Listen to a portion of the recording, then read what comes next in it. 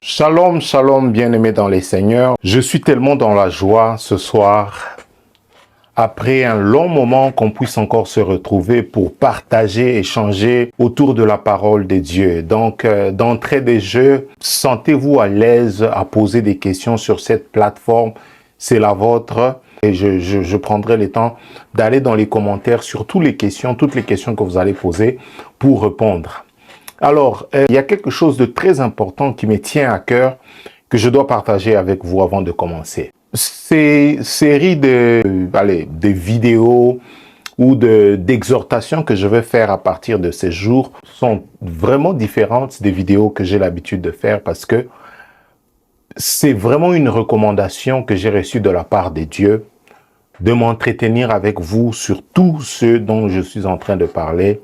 Et c'était une décision assez difficile pour moi d'accepter, de faire ce que je suis en train de faire maintenant. Vous savez, il y a une chose que je me suis dit dans la vie depuis un certain moment. Ne cherche pas dans ta vie que Dieu puisse toujours se répéter sur la même chose plusieurs fois dans ta vie. Donc, j'ai accepté d'obéir à ce que l'Éternel me demande de faire. Et on va s'entretenir aujourd'hui sur des points très importants. Avant que nous puissions aller même dans le vif des sujets, nous allons recommander ces moments entre les mains du Seigneur, afin que l'Esprit de Dieu puisse nous guider tous ensemble, qu'il puisse communiquer sa pensée, afin que ces moments soient des moments vraiment d'édification, non pas seulement de connaissance générale. Prions au nom de Jésus.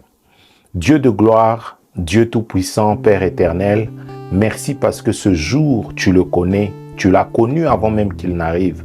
Je recommande ce moment de partage, d'exhortation avec mes frères et mes sœurs. Je prie, Seigneur, que tu éclaires notre lanterne, que tu sois celui qui va amener, Seigneur, ton peuple à comprendre là où j'ai manqué les mots, que l'Esprit de Dieu amène plus de clarté et d'explication.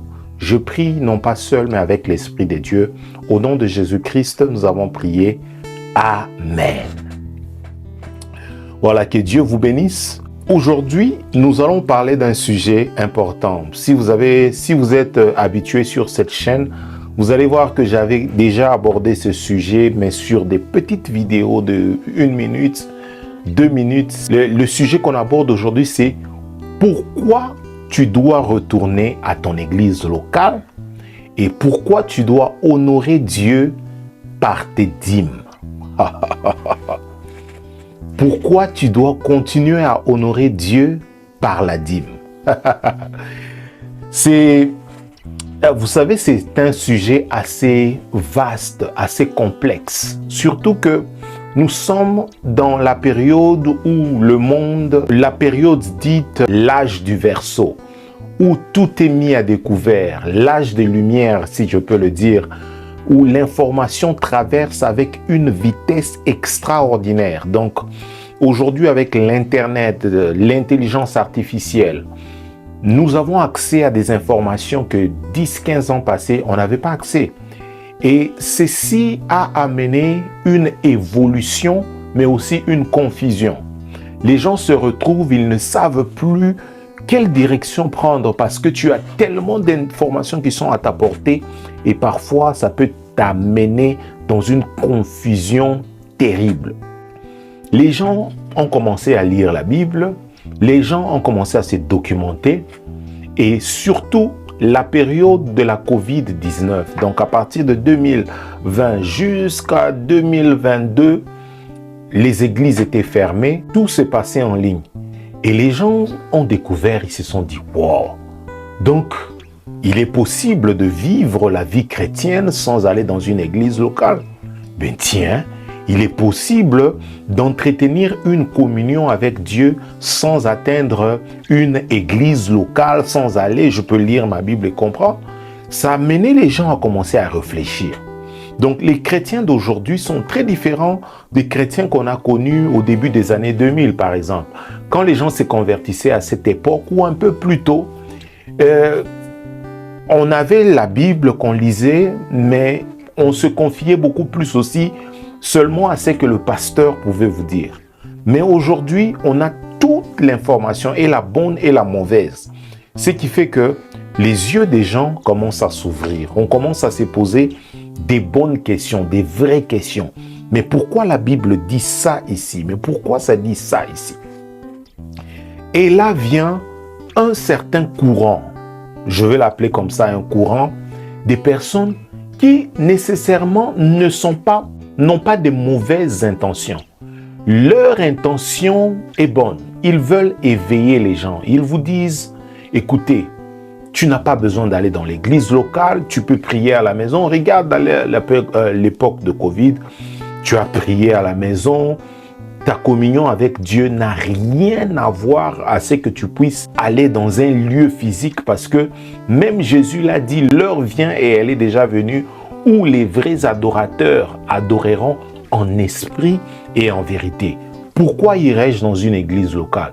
Je suis bien à l'aise chez moi et ma vie chrétienne peut évoluer de façon très naturelle à partir de chez moi.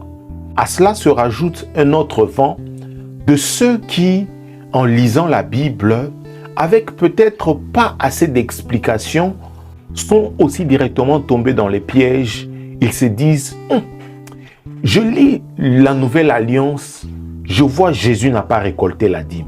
Donc tous les pasteurs qui sont en train de récolter la dîme en ce moment, c'est des voleurs. Ils cherchent à s'enrichir. Donc que je donne la dîme, que je ne donne pas la dîme, je vais réussir. De toute façon, j'ai arrêté de donner ma dîme, ça fait 10 ans. Je n'ai pas vu de malheur, je n'ai pas perdu d'emploi, je vis normalement. Donc c'est des mensonges. Je répète encore une fois, ces réflexions sont legit. C'est tout à fait normal. Tu as totalement raison. Tu dois te poser des bonnes questions. Moi, je suis de ceux qui encouragent les gens à ne pas suivre seulement à l'aveuglette. Là, je parle de la religion, je parle du livre. En ce qui concerne la Bible, en ce qui concerne la doctrine, il y a des questions qu'on doit se poser. On doit savoir exactement pourquoi on doit aller dans cette direction, pourquoi on doit aller dans cette direction. Et même quand Dieu te demande de faire quelque chose que tu ne comprends pas au début, avec le temps, tu finis toujours par comprendre pourquoi il était en train de te mettre sur ce chemin. Il va soit te le dire ou soit le temps va finir par te l'enseigner toi-même. Alors, on va essayer de balayer quelques objections que les gens utilisent en ce qui concerne le fait d'aller dans l'église bâtiment. La première, la plus grande, c'est « Christ est en moi ». La Bible dit « Christ est en nous », donc je n'ai pas besoin d'aller dans un lieu, d'aller chercher Dieu à l'église. Je n'ai pas besoin d'aller chercher Dieu dans un bâtiment. Pourquoi dire oh, on cherche Dieu parce que Christ est en nous. Il a dit, il a répété qu'il est en nous. Pourquoi aller le chercher? Je peux lire ma Bible, je peux méditer. Pourquoi j'ai besoin d'aller encore dans un lieu physique? La première raison, c'est parce que nous sommes le corps du Christ, pas les corps du Christ. Lorsque vous lisez la parole de Dieu, et ça c'est Paul, et je suis convaincu que Paul, sous l'inspiration du Saint-Esprit, il va nous donner l'image la plus puissante de l'Église. Il parle du corps humain. Et dans 1 Corinthiens au chapitre 12, l'apôtre Paul écrit ceci, il dit « Car comme le corps est un et a plusieurs membres, et comme tous les membres du corps, malgré leur nombre, ne forment qu'un seul corps, ainsi il en est-il de Christ. Vous êtes le corps de Christ et vous êtes ses membres, chacun pour sa part. » Imaginez maintenant que le corps décide, comme j'aime le dire, imaginez que la bouche se dit moi je ne veux pas manger la nourriture qui vient de la main, et puis la main dit moi je ne veux pas aller chercher la nourriture dans l'assiette. C'est un chaos total.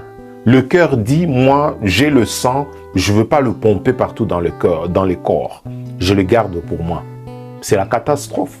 C'est la mort qui va arriver. Donc la première raison majeure pour laquelle on est censé rejoindre une église locale, C'est parce que nous formons tous un seul corps. Et étant qu'un corps, c'est lorsque nous sommes ensemble que ce corps est complet. Et on se soutient les uns les autres.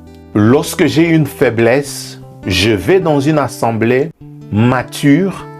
Les responsables, les frères et sœurs qui sont avec moi dans l'assemblée vont m'aider à grandir dans ma foi. Que ma foi puisse encore s'enraciner en Christ. La deuxième raison majeure, c'est que le Christ Jésus qui est en toi, qui est en moi, allait dans une synagogue. Luc au chapitre 4 verset 16, la Bible dit « Jésus s'est rendu à Nazareth où il avait été élevé et comme il en avait l'habitude, il entra dans la synagogue le jour du sabbat. » Jésus, Christ, parole de Dieu faite chair, avait besoin de rejoindre une assemblée locale. Mais pourquoi? Il était Dieu, il avait toute la connaissance, il pouvait apprendre toute cette connaissance de la maison.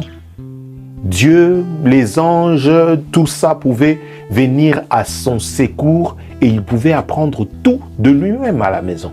Il n'a pas dit, écoutez, je suis Dieu, je suis le Seigneur, le jour du sabbat c'est mon jour, je vais rester à la maison. Mais il est allé se rencontrer avec les autres personnes dans la synagogue. Et la troisième raison, c'est un avertissement que nous recevons dans le livre de Hébreux au chapitre 10 au verset 25. Et cette lettre s'adresse aux citoyens qui tentent de s'éloigner de leurs assemblées et on va leur donner un commandement clair et direct. Ne délaissons pas notre assemblée comme c'est la coutume de quelques-uns d'entre vous, mais exhortons-nous mutuellement. Et c'est là d'autant plus que vous voyez s'approcher le jour. Et le mot grec pour délaisser veut signifier abandonner, laisser tomber ou quitter. Lorsque nous sommes dans une assemblée, je reviens encore au début, nous formons le corps et nous n'avons pas tous le même niveau spirituel, le même niveau d'enseignement, le même niveau de foi. Il y a quelqu'un d'autre, juste par un regard, la façon que tu le regardes, ça peut lui rappeler beaucoup de choses qu'il a vécues dans son passé et peut se sentir blessé. Mais peut-être toi, même si on t'insulte, ça ne te dit rien. Donc quand tu es à côté d'une telle personne et qu'elle se sent découragée, toi qui as de l'expérience, tu peux parler à la personne pour lui dire « J'ai vécu ça, je suis passé par ça, regarde comment tu peux dealer avec ce genre de situation. » La deuxième objection, celle que tout le monde utilise, c'est que l'église est remplie d'hypocrites. « Oh, moi je ne peux plus aller à l'église. L'église, il y a trop d'hypocrites. Je connais des frères dans mon avenue, ils sont là, ils font semblant d'aller à l'église le dimanche. Et puis je les vois en boîte. Je vois des gens qui ont des mauvais cœurs, comment les frères se battent entre eux, comment ils se jettent des pics. Vous voyez combien de chaînes YouTube on a des frères en Christ qui critiquent d'autres frères en Christ, qui critiquent d'autres prédications. Vous voyez combien de divisions nous avons même dans les chrétiens. Nous avons les baptistes, nous avons les pentecôtistes, nous avons ceci, nous avons ceci. Donc c'est des hypocrites, ils ne savent pas ce qu'ils veulent. Ça, c'est un argument qui tient debout. Mais comment faire face à cet argument? Premièrement, l'église est exactement les lieux où on va trouver tous les genres de personnes. Les hypocrites, les personnes qui jugent, les personnes remplies de commérages, de paresse, les personnes avec des zones d'incohérence comme pas possible. Parce que l'église n'est pas les lieux des saints. La sanctification elle-même se définit comme une progression vers la sainteté. Ça veut dire c'est une étape que tu travailles du jour au lendemain. C'est un endroit où certains, ça prendra 1 an pour qu'ils changent, d'autres, ça prendra 10 ans. C'est l'endroit où on retrouve tous les malades, l'église. Et cela même ne disqualifie pas l'église. Cela prouve même l'importance de l'église, le besoin de l'église. L'église n'est pas Ce n'est pas un musée des saints où on vient retrouver des saints qui font semblant, mais bien sûr, c'est l'endroit où on retrouve toutes les personnes qui sont imparfaites et qui ont besoin de la grâce de Dieu pour une transformation véritable dans leur vie. J'aime la réponse de Jésus face à l'hypocrisie. Jésus va parler très sévèrement contre les hypocrites dans Matthieu 23. Il a traité les pharisiens des sépulcres blanchis. Ils sont beaux à l'extérieur, ils parlent bien, ils connaissent tous les versets de la Bible, ils vous donnent l'impression d'être des personnes qui maîtrisent tout. Jésus va parler très sévèrement contre eux. Mais Jésus ne va jamais les demander de quitter la synagogue. Il dit, purifiez-vous à l'intérieur. L'exemple la plus pratique, c'est que vous ne quittez pas un emploi parce qu'il y a des hypocrites, il y a des gens qui se conduisent très mal. Sinon, vous allez changer combien d'emplois? Et c'est la même chose avec la famille. Nous avons parfois des personnes dans nos familles qui sont invivables. Invivables. Mais Dieu nous a donné ces gens comme des membres de famille. On n'en peut rien. On doit les supporter. On doit les comprendre. C'est ça l'Église. Il y a quelque chose de très important que vous devez retenir ici. Et ça, c'est vraiment un fait psychologique. La responsabilité mutuelle que nous avons au niveau de l'Église réduit le niveau d'hypocrisie. Ça veut dire, lorsque je sais que je suis responsable de mon frère et que mon frère est aussi responsable de moi, il y a certains chercheurs qui ont confirmé que les personnes qui fréquentent une communauté ayant des valeurs partagées et une responsabilité mutuelle sont en fait moins hypocrites que celles qui vivent seules. La recherche dit c'est parce que lorsque vous êtes seul, vous pouvez vous convaincre que vos péchés secrets n'ont pas d'importance. Ça vous aide à grandir. Vous êtes moins hypocrite. Une autre étude qui a été menée à l'Université Notre-Dame révèle ceci, suivez très bien, que les hommes qui participent chaque semaine à un groupe de responsabilisation sont 80% susceptibles de rester dans la pureté sexuelle que ceux qui tentent de lutter seuls contre l'addiction. Donc l'Église fournit le remède à l'hypocrisie. Oh my God! C'est incroyable. Ça, c'est une étude. Donc je ne suis pas en train de parler par l'esprit. Ça, c'est une étude qui a été faite. Et c'est un peu comme quelqu'un qui refuse d'aller à l'hôpital en disant « Je n'irai pas à l'hôpital parce qu'il y a tellement de malades. Je ne peux pas aller à l'hôpital, mais c'est le seul endroit où tu trouves des malades. » La troisième objection, la plus grande, c'est que les pasteurs volent les dîmes. La dîme, c'est l'Ancien Testament, c'est pas la Nouvelle Alliance. Ici, je vais être très objectif. Je ne veux pas aller dans les émotions. Il y a tellement d'abus au niveau de l'Église en ce qui concerne les finances, en ce qui concerne la dîme. Je ne peux pas nier ça. Il y a des gens qui abusent. Il y a des gens, j'ai suivi une vidéo d'un homme de Dieu qui demandait aux gens de prendre leur argent des transports, de prendre tout ce qu'ils avaient, de venir donner. On ne peut pas être aussi cruel à ce point, tout en sachant que ces gens sont sous ton autorité. Ça veut dire que toute parole qui sort de ta bouche va sonner comme une instruction venant de Dieu. Mais tu sais très bien que ce n'est pas une instruction que tu as reçue de Dieu. Donc, la première étape est de reconnaître qu'il y a beaucoup d'abus qui ont été faits à ce sujet. Mais essayons de revenir à ce que la parole de Dieu dit par rapport à tout ceci. Jésus lui-même a frappé les voleurs, les gens qui vendaient dans les temples, les gens qui avaient rendu les lieux de culte comme un lieu de commerce. Il les a frappés et a dit « Ma maison sera appelée la maison de prière, mais vous en avez fait une caverne des voleurs. » Et ici, j'aimerais parler la main sur les cœurs, parce que j'ai fait aussi partie des personnes qui ont été blessées par ce comportement de l'Église. Donc, si vous suivez cette vidéo, vous avez été blessé parce que vous avez été ruiné, vous avez été volé, escroqué par des pasteurs. Au nom de toute l'Église, je viens de demander pardon. Je demande pardon pour toutes ces personnes et très sincèrement, c'est des actes à condamner à 100%. Ceci dit, il est important de savoir que la présence de la fausse monnaie n'annule pas l'existence de la vraie monnaie. Donc ce n'est pas parce que quelqu'un a trafiqué, a créé la fausse monnaie que la vraie monnaie n'existe plus ou qu'on ne peut plus considérer la vraie monnaie. Tout ça simplement pour dire il y a des hommes de Dieu, fidèles, justes, qui n'abusent pas des fidèles, qui ne les considèrent pas comme des marchepieds. Et je veux vous dire, ils sont beaucoup plus nombreux que ceux qui font des aventures. C'est juste que les personnes qui sont dans les déboires sont beaucoup plus connues et vous avez l'impression que c'est tout le monde qui est comme ça. Or, ils sont un très petit nombre. Très petit nombre. Parlons de la dîme. L'affirmation selon laquelle la dîme fait partie de la loi dans l'Ancienne Alliance est complètement fausse. Bibliquement parlant, on peut voir que la première mention de la dîme dans la Bible est faite dans Genèse au chapitre 14, du verset 18 au verset 20. Lorsqu'on parle d'Abraham, on dit « Abraham, le père de la foi, rencontra Melchisédek, roi de Salem et prêtre de Dieu très haut.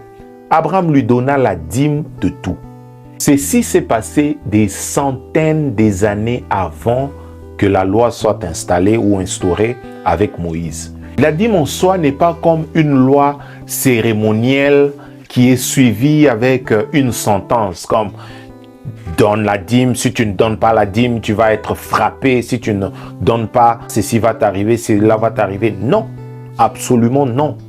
Mais le fait de donner le 1/10 de tout ce que tu gagnes est plutôt considéré comme un principe d'honneur, d'adoration et de confiance qui précède même la loi et qui continue après elle. On peut le voir, Jacob qui a aussi promis la dîme dans Genèse 28 au verset 22, vous pouvez le lire. Et Jésus-Christ a aussi affirmé la dîme. Mais ce passage, parfois interprété d'une façon, je peux dire, un tout petit peu erronée.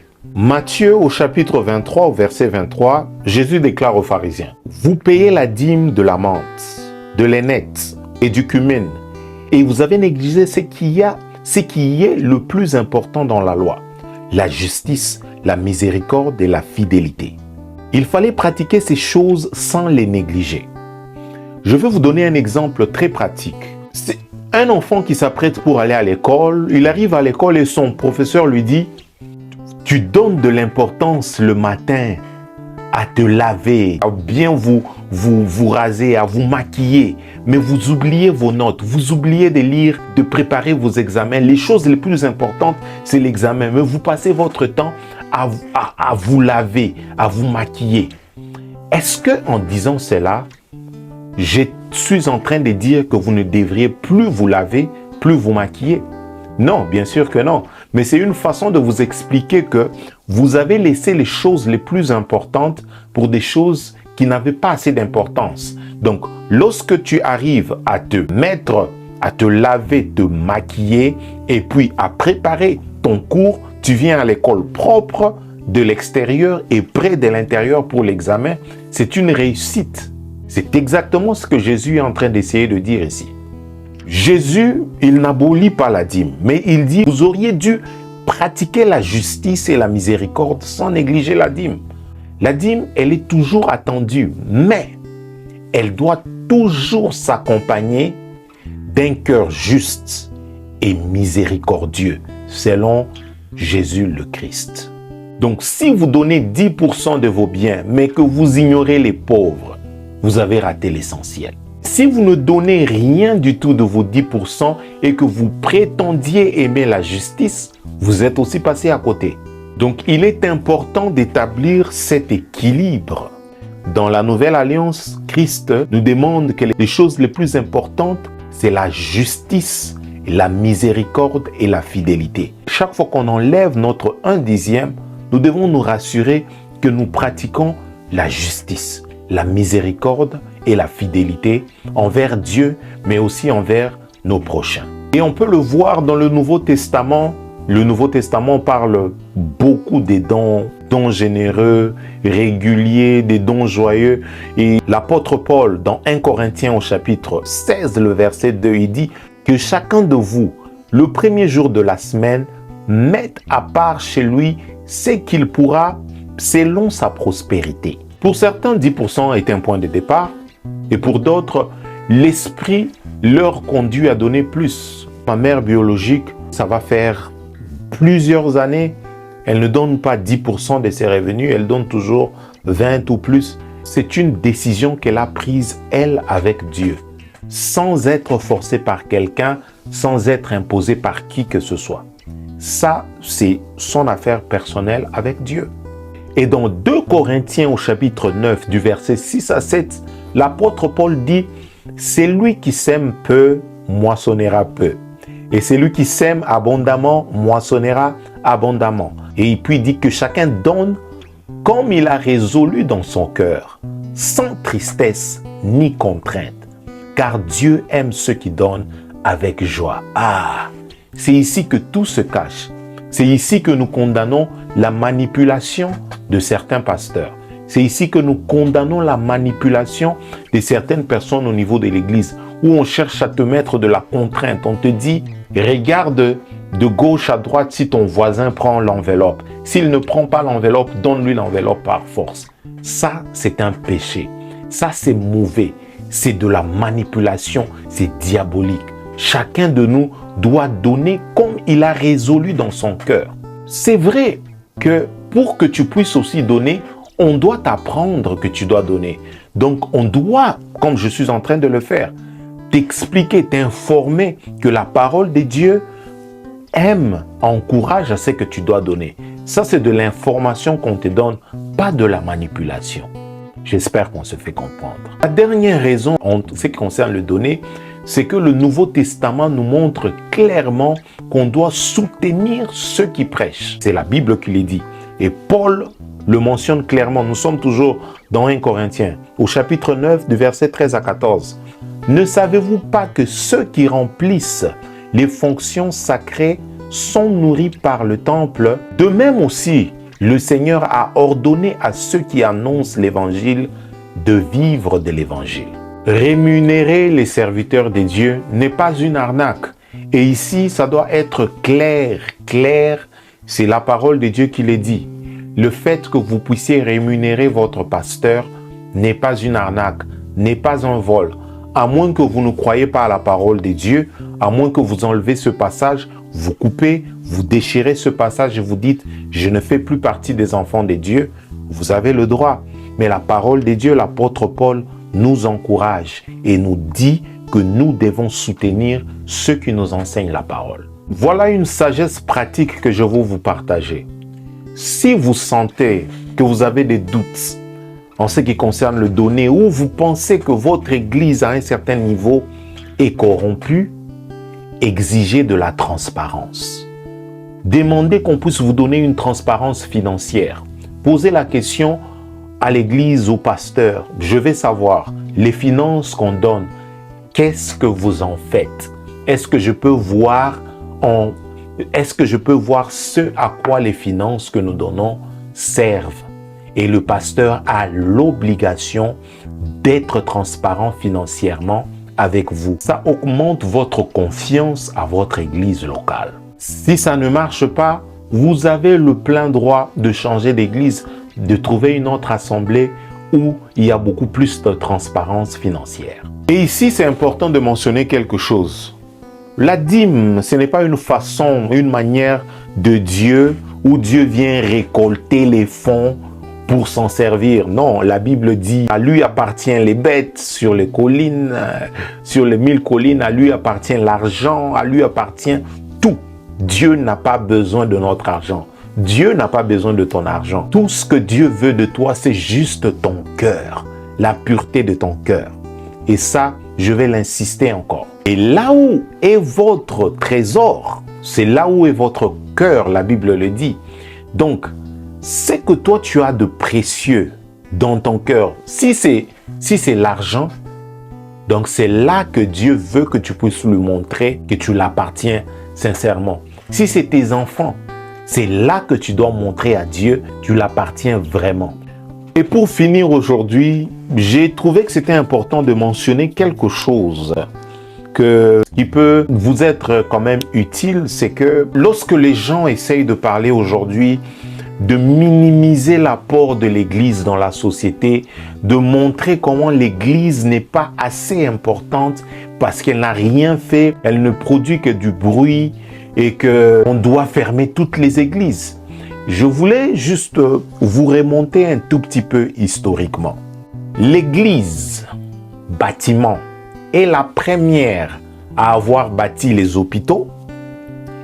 Elle est la première à avoir bâti les orphelinats et les écoles. Je répète, l'Église bâtiment, on a des preuves historiques que c'est la première à avoir bâti les hôpitaux, les orphelinats et les écoles. Avant le christianisme, écoutez ça, je vais lire ça pour vous. Avant le christianisme, il n'y avait pas d'hôpitaux. Il y avait des temples des riches, des infirmières militaires et des médecins privés pour ceux qui pouvaient payer. Mais les premières institutions à offrir les soins médicaux gratuits au grand public, y compris les consultations, l'hospitalisation et la chirurgie, ont été construites par les chrétiens. Je pense que ça, on devrait acclamer.